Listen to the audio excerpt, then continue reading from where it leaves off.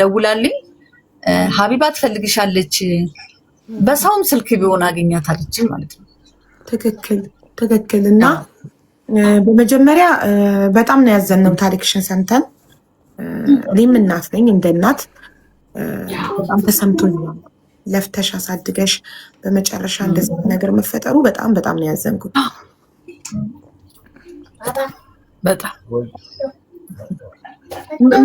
ምን ጊዜ ከምን እንደምጀምር እራሱ አላውቅም። እውነት በጣም ከትናንት ወዲያ ሰምተን ኢንተርቪውን አስተያየት ሰጥቼ ትናንትናም እንደገና ስሜታዊ ሆኜ በጣም ስናገር ነበረ በዚህ ጉዳይ እና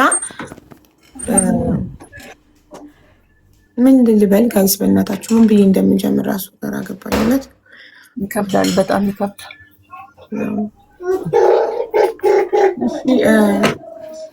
ከጥያቄን ጀምር ወይንስ አንቺ ጀምሪ? ከመናገር ራስሽን ከማስተዋወቅና ያለውን ነገር መናገር የምትፈልጊውን ነገር ከመናገር ጀምሪ። እሺ አቡዬው አንዴ መቼም ተናገር ያለው ልጆቼ ላይ ባልናገር ደስ ይለኝ ነበረ። ያው መዓዛ ደጉ እባላለሁ። የ5 ልጆች እናት የተዳርኩት 15 ዓመቴ ነው እና ያው እነሱን ለማሳደግ ቤተሰቦቼን እንኳን ዞር ብዬ አይቼ አላውቅም ማለት ነው። ለምን ከኔ ተፈጥረው እንደው ባክሮ እንዳይቀሩብኝ ብዬ ማለት ነው። እና የ2 ወር አራስ ነው አባትየው ጥሎብኝ ሄደው ማለት ነው። እዚህ ነኝ ሳይል እዛ ነኝ ሳይል እንደው አንድ ፍኝ እንኳን ሩዝ ለልጅ ወተት እንኳን በሌለበት እንግዲህ 2 ወር አራስ ነኝ። አራስም ሆኜ አልተራስኩም እኮ እጅ ስራ ሰራ ነበረ እዛው በተቀመጥኩበት ማለት ነው። ኃላፊነት የሚሰማው አባት አልነበረም እና እንደዛም ሆኖ ሲጠፋ እኔ ጠፋብኝ ምን በላው ማናሰረው ብዬ ነበረ። የሱ ህይወት ነበር ያሳሰበኝ ሲጠፋ። ከመሬት ተነስቶ ሳይነግርሽ ነው ድንገት ከቤት ወጥቶ የጠፋው ባለቤትሽ? አዎ ምንም አልያዘም እኮ በለበሰው ሱሪና ሸሚዝ ጫማ ለብሶ ጥጥ ብሎ ሲቀር እንግዲህ 10 ዓመት ነው አብረን የኖርነው። በ10 ዓመት ውስጥ በአንድ ዓመት ከምናምን ልዩነት ነው ልጆች የወለድኩት 5 ልጅ ማለት ነው። እና ከባድ ነው ሀቢዬ፣ እኔ እንደምነግርሽ አይደለም ልጅ ነኝ። የመጀመሪያ ልጅሽ ስንት ዓመቷ ነው? ሃይማኖት በ1988 ነው የተወለደችው። ኖ 88 ሃይማኖት 30 ዓመቷ ነው ማለት ነው። በቃ ይሆናል። በ15 ተድረሽ በ16 ነው የወለድሻት ማለት ነው? አዎ እንደዛ ነው። ልክ ነው። በአመቴ ነው የወለድኩት። አዎ ኦኬ። እንደዛ ከሆነ ለምን አንቺ ኦልሬዲ በ46 ስለሆንሽ 30 ናት። በ16 ዓመትሽ ነው የወለድሻት ማለት ነው። በ15 ተዳርሽ በአመት። ሁለተኛዋን በአመት ከ9 ወር ወለድኳት። ኦኬ። ስሟ ማን ነው? ሄለን። በአመት ከ9 ወር ማለት እንትና በተወለደች ሃይማኖት በተወለደች በአመት ከ9 ወር ሄለን ተወለደች። ላይ በላይ 28 ዓመቷ ነው ማለት ነው። እሺ ሶስተኛ በሄለንና በሀያት መሀል 3 ዓመት ልዩነት አለ። ሶስተኛ ልጅሽ ናት ሀያት? ሀያት ሶስተኛ ልጅ ነች። 3 ዓመት ልዩነት ካለ ሀያት 25 ዓመቷ ነው ማለት ነው። አዎ። አራተኛስ? ኢማን ትባላለች። እሺ ኢማን ስንት ዓመቷ ነው? ኢማን ደግሞ ከሀያት 2 ዓመት ከ2 ወር እንደዛ 2 ወር እንደዛ 22 ዓመት ከ እሺ አምስተኛዋስ? ራህመት። አምስቱም ሴቶች ናቸው? ምንም ወንድ የለሽም? የለኝ። ኦኬ የለኝ። ራህመት ስንት ዓመቷ ነው? ራህመትም ከኢማን 2 ዓመት ከ4 ወር የምታንሰው ማለት ነው። ኦኬ ስለዚህ 20 ዓመቷ ነው። 20 22 25 28 እና 30 ዓመት ልጆች ነው።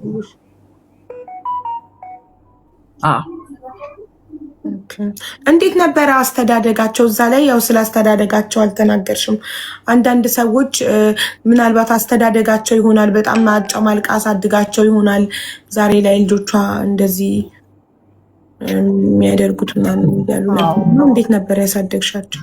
አዎ ሀይባዬ እንዴት መሰለሽ፣ እኔ እናቴ ጥላኝ ሄዳ በ3 ዓመቴ ማለት ነው። አባቴ በጣም ብዙ ዋጋ ከፍለዋል።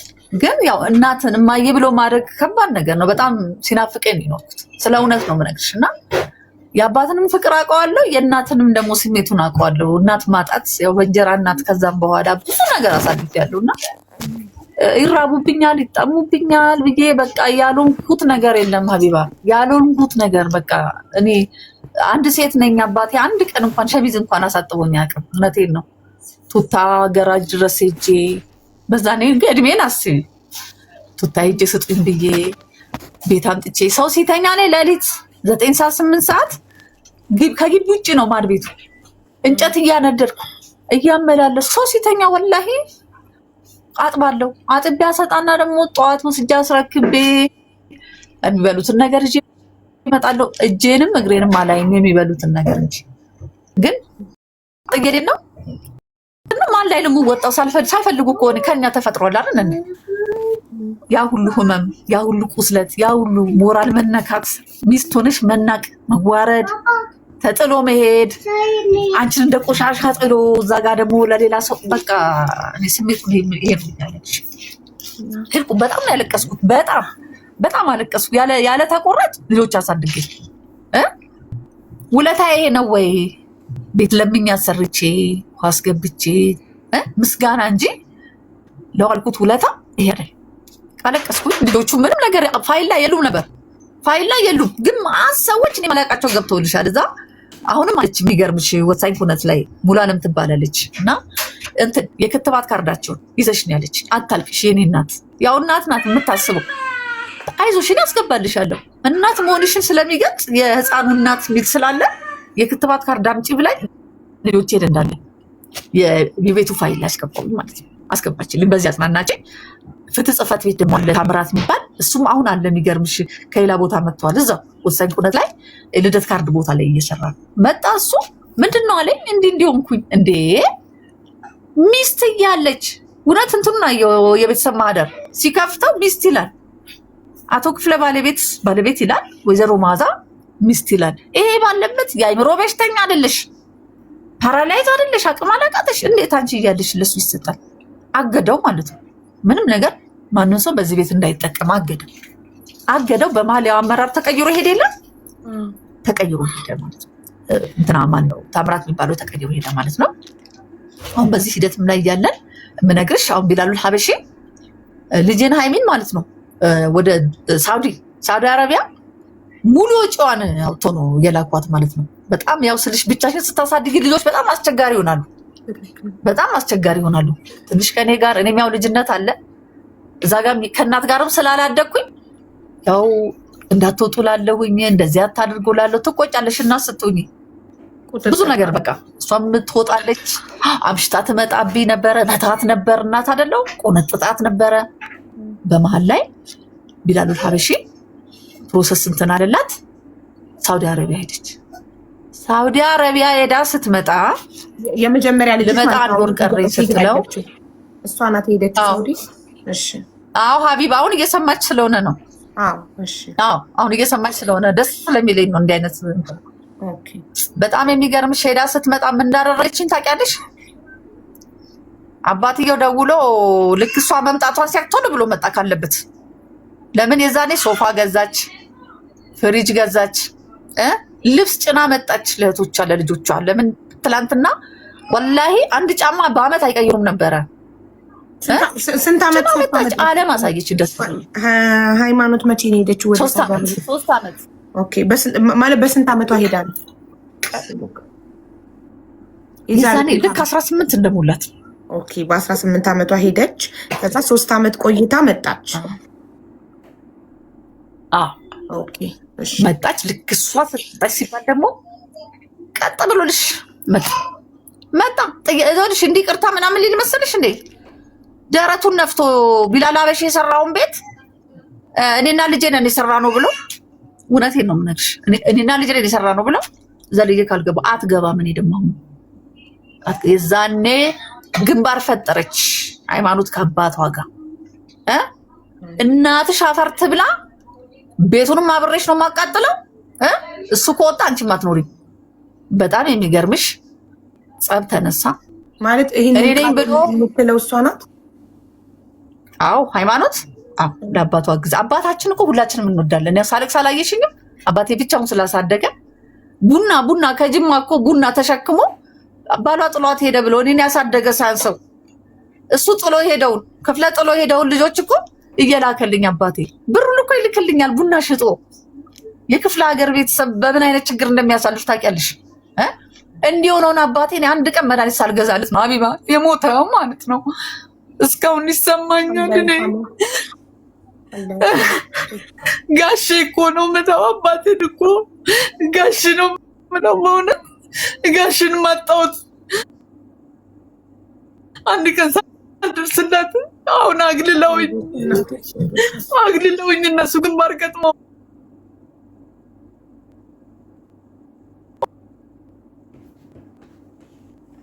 ናብል በርበሬ የደለስኩትን ሸጫለሁ እንዳይረቡብኝ ብዬ ስለእውነት እና አሁን ለእኔ አይገባኝም። እውነቴን ነው የምልሽ ደረሱልኝ ብዬ ማለት ነው እፎ ይላለሁ ብዬ ባልኩበት ሰዓት ላይ እነሱን ለመግደል ነው እየሄዱ ያሉት። እሱን አግዘው ቤቴን አስወሰዱ። ኑ መስክሩልኝ እንኳን ብል አልመሰክርም ማለት እውነቴን ነው የምልሽ። ተፈልጋለሁ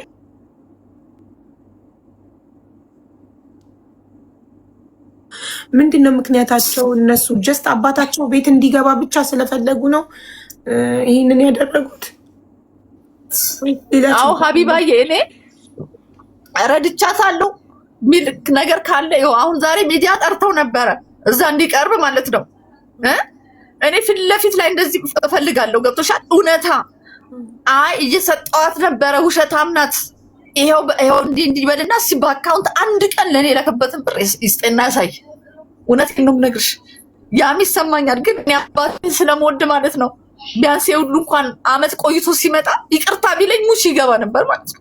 ከልጆቹ ጋር ከጎን ቁጭ ስትይ ስሜቱን አውቃለሁ።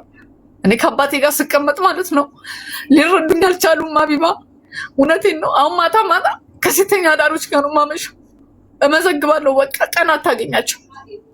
መዝግቤ ስመጣ ዛሬ የለችም ብሎ ይደውሉላታል እህቶቿ። የምትሰድበኝ ስድብ ሀቢባዬ ከተነበበልሽ ማለት ነው።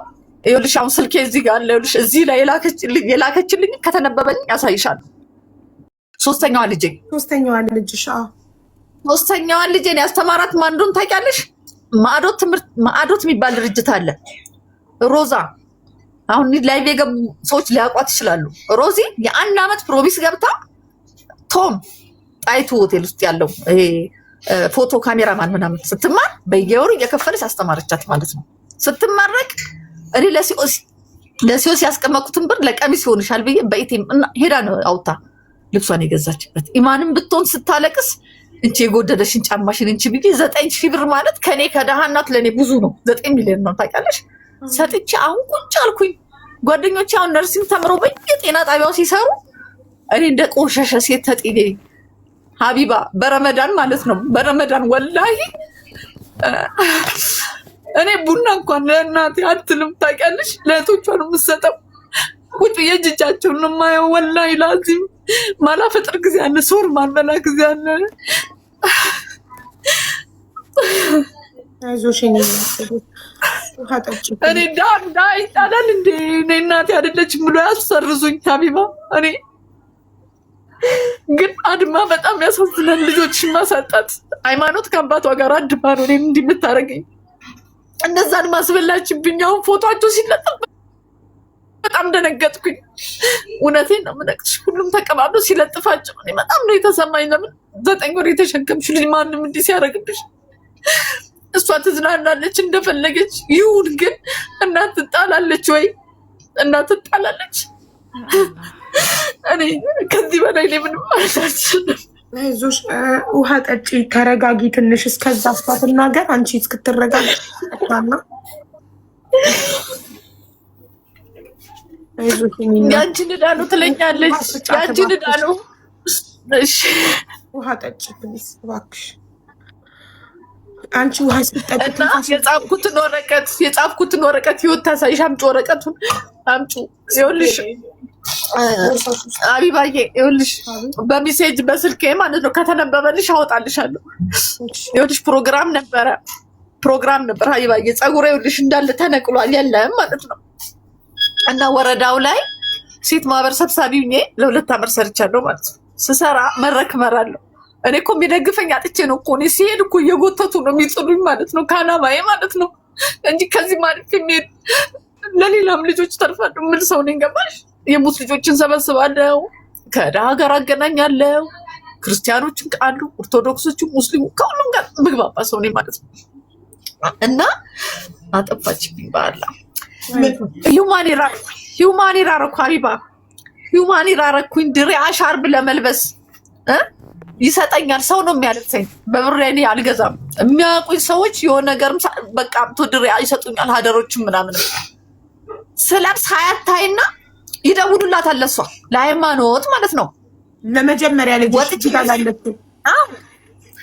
አንቺ የቀለሽ ቅሌታማ አሮጊት ተዋርደሽ አታዋርጅን፣ ዊጉን አውልቀሽ ጣይ ከፀጉርሽ የሚል ሜሴጅ ላከችልኝ።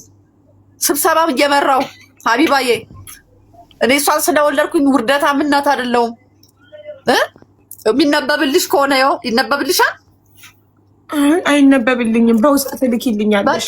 ያንዳንዱን በሜሴጅ እልክልሻለሁ። 7 ሜሴጅ በሽታሽን ሸምተሽ እንዳትመጪ ቅሌታማ አሮጊት።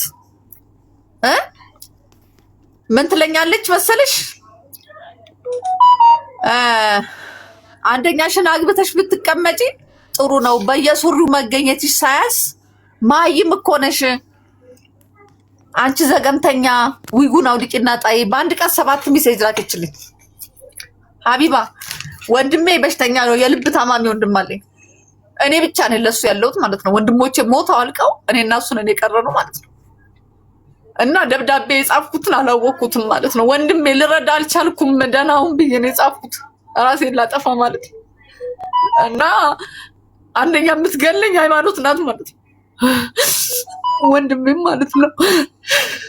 እና አሁን ህይወት ከጎን ያለችው ህይወት ይሄ ወረቀት ብያት ሲሄድ ሮጣ ያዘችኝ ማለት ነው።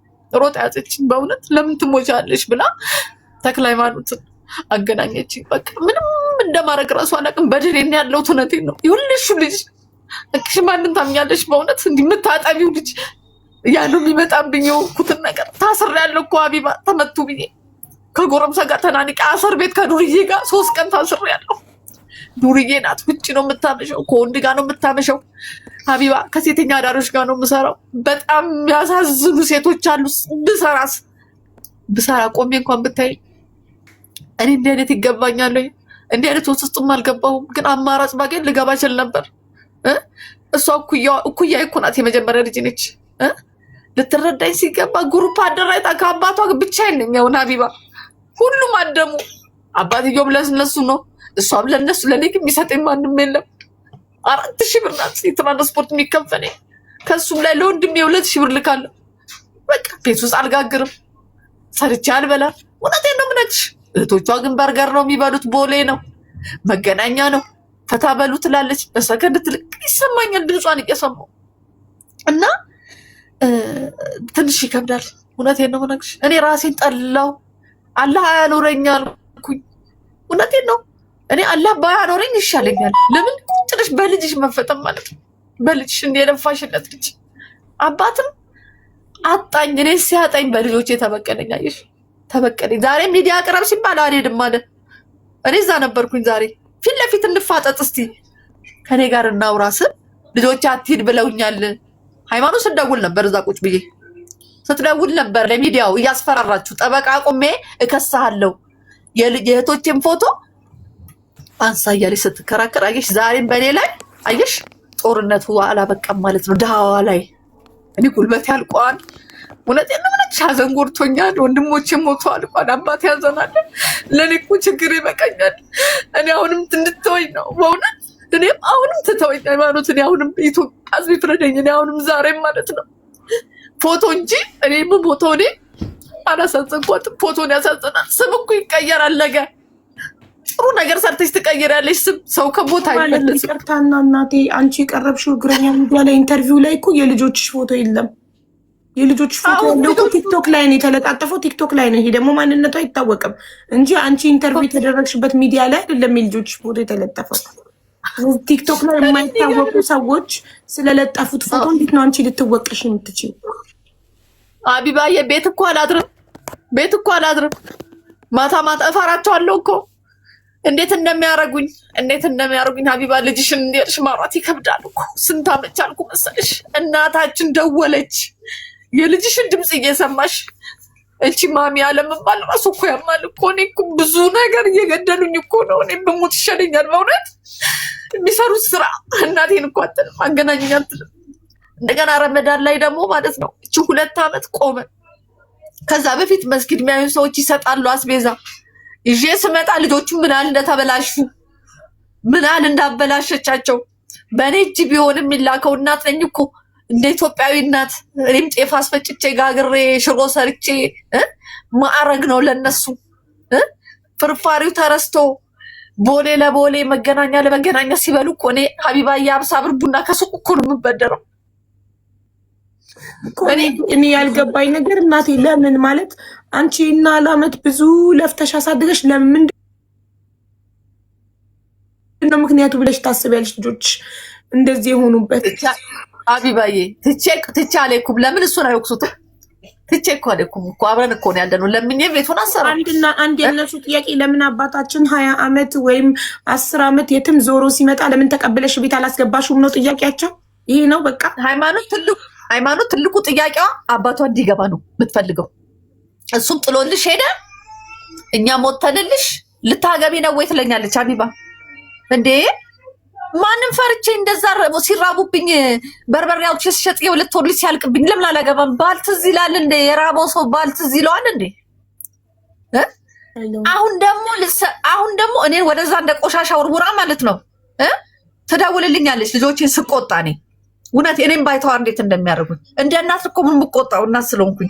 ልጆቹ ምን አባሽ አርጉሽ፣ ክብርሽን ጠብቂ፣ ከልጆቹ ላይ ውረጂ። ልምጣልሽ እኮ ነው የምትለኝ።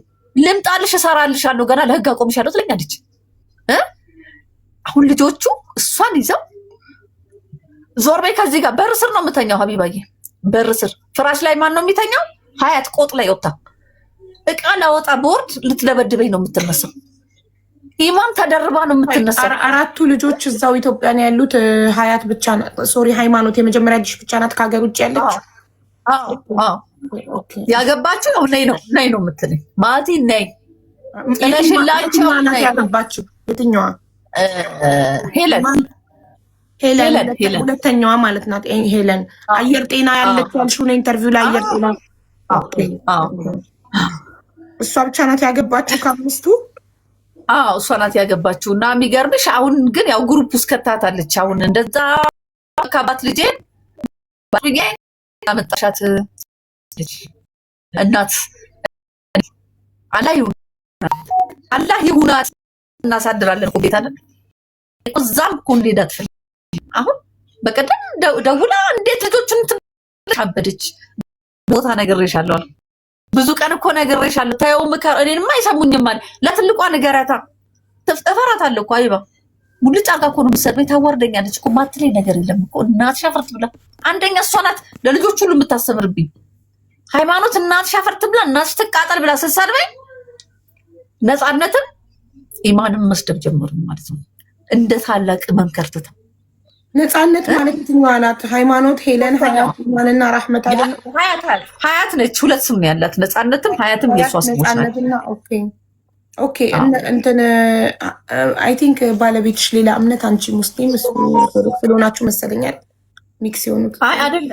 አይደለም መጀመሪያ ያው እኔ ሙስሊም ቤተሰብ ነኝ እና ሰልማለሁ ብሎ ከተጋባም በኋላ ለ7 አመት ያው በክርስትና ማለት ያው እኔ ያው አልገባም ብዬው እሱ ሃይማኖትና ሄለንን ክርስትና አስነስቷቸዋል የዛኔ ማለት ነው። ልክ እሱ ጥሎ ከሄደ በኋላ እኔ ወደ እምነት የተመለስኩኝ። ቢላል መስጊድም ስሰራ ስለነበረ ቁርአን ቀርተዋል፣ ያውቃሉ ስለ ሃይማኖትም ማለት ነው። ስለ ሃይማኖት ያውቃሉ ማለት ነው። እና በዚህ ሁኔታ ነው። አሁን አንቺ ውሃ ጠጪና ትንሽ ተረጋጊና ለሃይማኖት ደግሞ እድል እንስጣት እንድትናገር በሷ በኩል ያለውን